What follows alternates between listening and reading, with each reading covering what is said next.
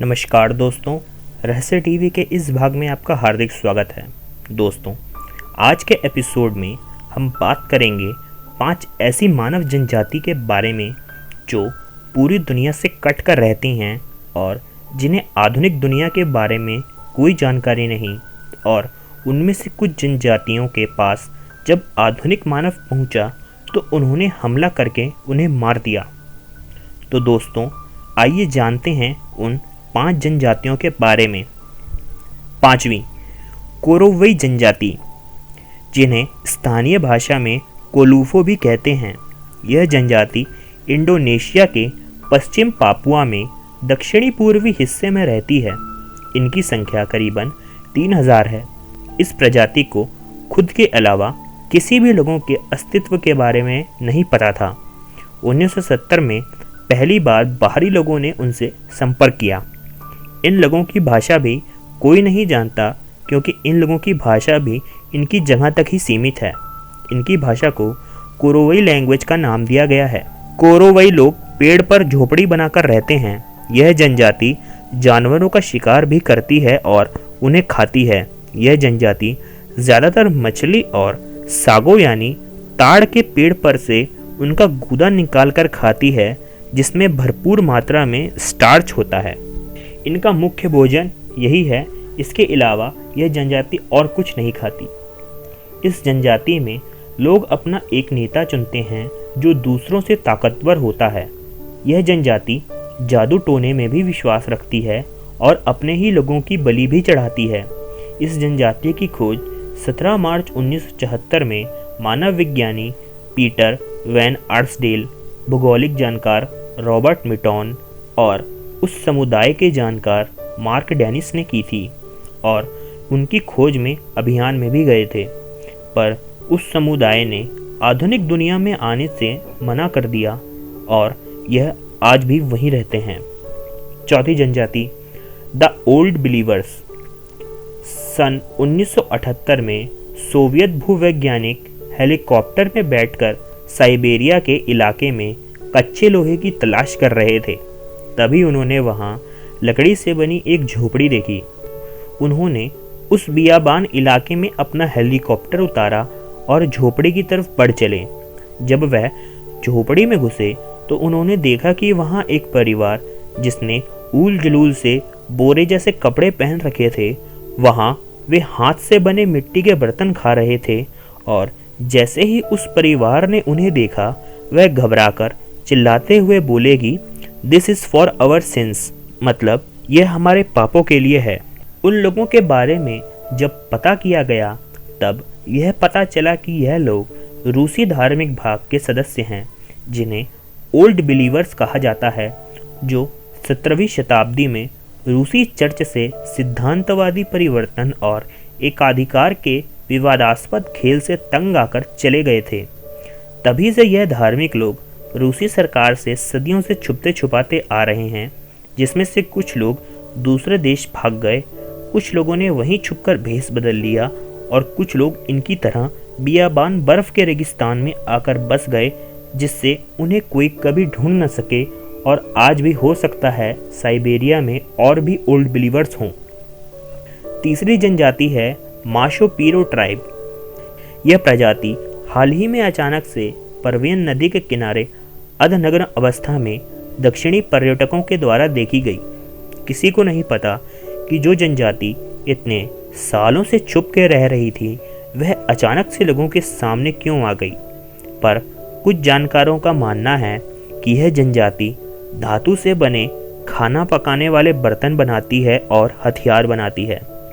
हो सकता है यह हथियार बनाकर उसे गर्म करने के बाद पानी में ठंडा करने आती हो।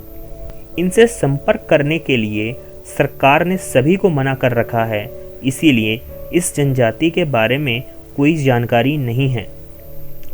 2री जनजाति, द पिंटुपी आदिवासी ट्राइब।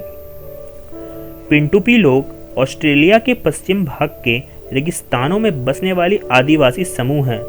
यह आदिवासी समूह को आधुनिक दुनिया का पता है, फिर भी वह शहर में बसना नहीं चाहते, परंतु ऑस्ट्रेलिया सरकार इनको अच्छे से बसाना चाहती है पर तब भी यह आदिवासी ऐसे रहना चाहते हैं जैसे आग की खोज के पहले इंसान रहते थे।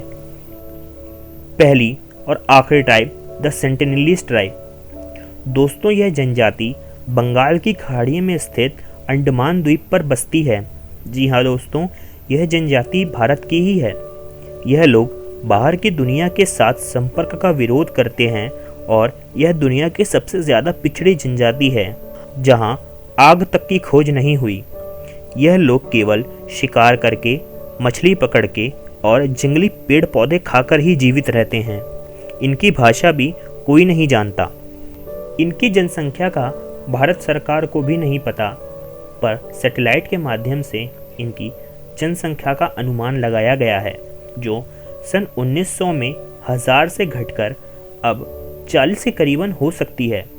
अब आते हैं इस जनजाति से मिलने की कोशिश में हुए अभियान के बारे में। साल 1880 जनवरी के महीने में अस्त्र और शस्त्रों के साथ ब्रिटिश अभियान दल इस टापू पर गया, जिसे 20 साल के स्थानीय औपनिवेशिक प्रशासक मॉरिस विडाल पोर्टमैन के नेतृत्व में किया गया। इस दल का काम था कि वहां से एक व्यक्ति का अपहरण करके उसे लाना और उसके साथ अच्छे से व्यवहार करना, उसे तोहफे देना और उनसे किसी तरह दोस्ती करके उसे वापस भेज देना। यह इसलिए ज़रूरी था क्योंकि उनकी भाषा की जानकारी किसी को थी ही नहीं और आज 100 साल बाद भी नहीं है। यह जनजाति को जैसे ही किसी के आने का आभास होता था, यह जंगलों में कई किलोमीटर अंदर छुप जाते थे। इसीलिए कई दिनों तक अभियान दल ने किसी को नहीं पाया। पर एक दिन अभियान दल ने एक बुजुर्ग जोड़े और 4 बच्चों को पाया। उन्हें बंधक बनाया गया और पोर्ट ब्लेयर लाया गया।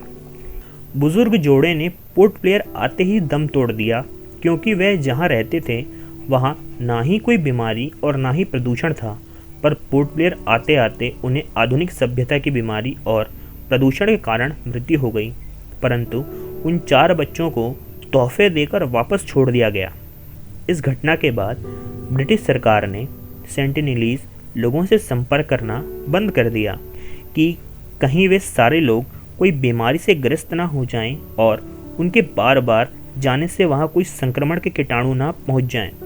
इसके बाद जब भारत आज़ाद हुआ, तब साल 1967 में भारत सरकार ने उनसे मिलने के कई अभियान शुरू करे, जिन्हें आदम जाति कल्याण के निदेशक और मानव विज्ञानी TN पंडित के नेतृत्व में किया जाना था। पहला अभियान नाकामयाब रहा। ऐसे कई अभियान हुए जो नाकामयाब रहे। 29 मार्च 1970 को इस अभियान के दूसरे चरण को सफलता मिली। एक प्रत्यक्षदर्शी जो बोट में बैठकर सब कुछ देख रहा था, उसने घटना को कुछ इस प्रकार बयां किया है कि उनमें से कुछ लोगों ने अपने हथियार त्याग दिए और मछली फेंकने का इशारा किया।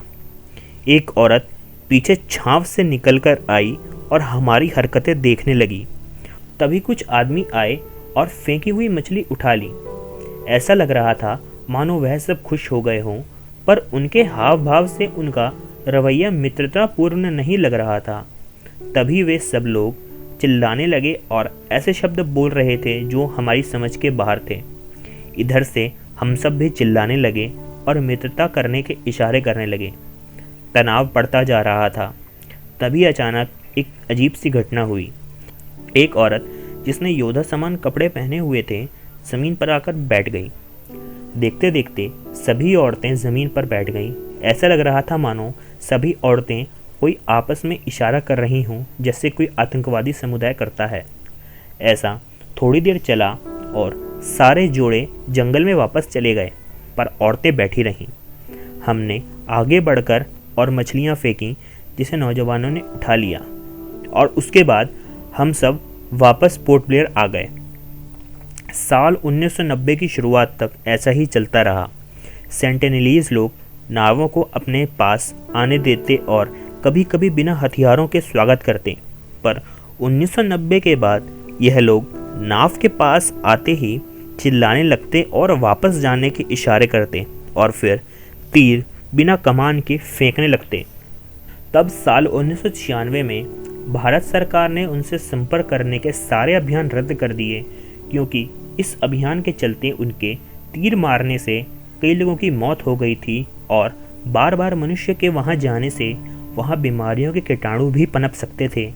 तभी से भारत सरकार ने उस जगह को नो फ्लाइंग जोन भी घोषित कर दिया और वहाँ कोई भी नाव या जहाज़ नहीं जाता है। पर भारत सरकार अभी भी उन पर सैटेलाइट के द्वारा नज़र रखती है। दोस्तों, यह थी वो 5 जनजाति जो आधुनिक सभ्यता से कटकर रहती हैं। अगर आपको यह वीडियो पसंद आया तो लाइक करें और शेयर करें और हमें सब्सक्राइब करना ना भूलें। आशा करता हूँ कि मैं आपको अपने अगले वीडियो में भी देखूँगा। तब तक के लिए नमस्कार दोस्तों।